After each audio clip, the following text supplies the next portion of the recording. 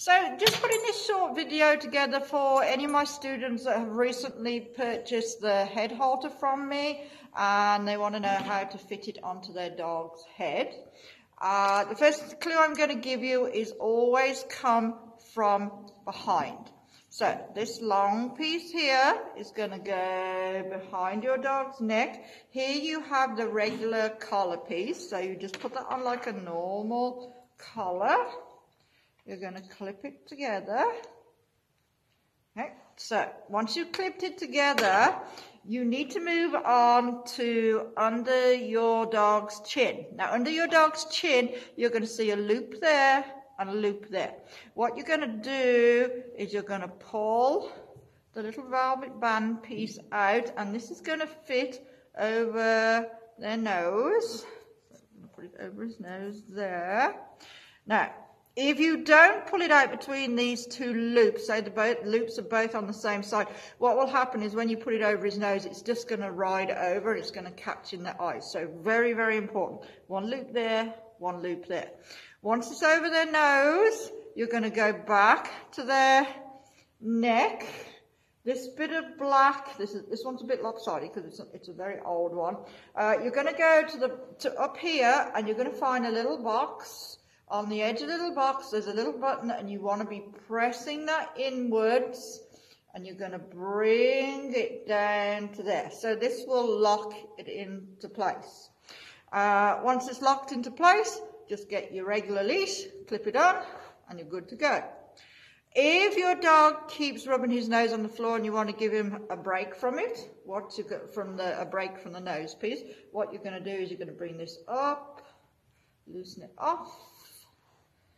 Take this, slip it off his nose, just bring it upwards, lock this back down, and now you have a regular collar again. The good thing about this is it does actually sit higher on your dog's neck, so that does give you even more control. If you want to take the head halter off altogether, just pull it up and clip this and slide it off the head. Okay, so just a few tips when you are actually fitting it. So you need to have this tighter than this, okay? So what could happen is I don't tighten this up, which I'm not going to. If your dog puts the brakes on, the last thing we want them to be able to do is pull this over their head. So this could probably do with being about this much tighter, basically so it sits nice and tight on their neck. Obviously, as soon as they get used to this, you don't need to have it so tight, and so you can loosen it off a little bit. If you need to adjust the sides, so it sits on his face, there's two adjusters, there's one that side and there's one that side. Okay, so I'm just going to go through this once more. The box is right at the top. I'm looking for those two loops.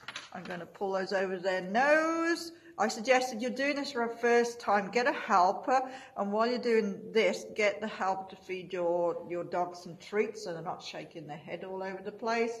Little black box. Push it down. Like I said, this one's a little bit lopsided, so yours will be easier than this. Push it right down. That locks it into place.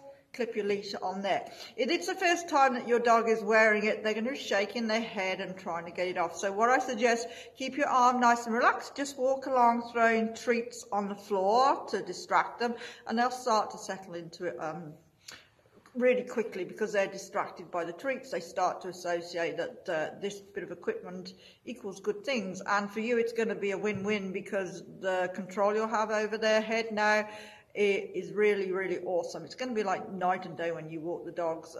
In the 15 years that I've been training, I can honestly say this is the best bit of equipment, and there's a lot of equipment that's come out over the years that has worked for me.